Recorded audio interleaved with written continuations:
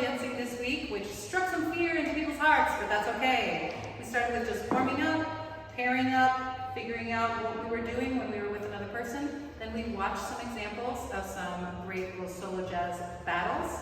We decided who would win. And in that, we talked a lot about what we're looking for, our criteria for when someone is solo jazz jamming. And we all have our own little criteria for ourselves, and we tried it with a partner. Then we switched gears a little bit and talked about how to use video as a tool, not to torture ourselves, but to get better when we're practicing or preparing to put ourselves out there, either in a contest or in a performance.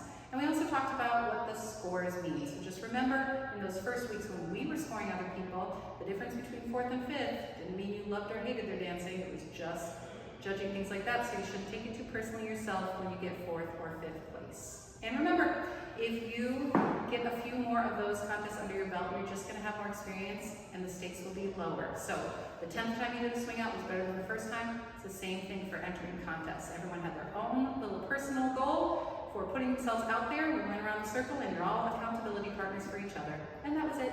Goodbye!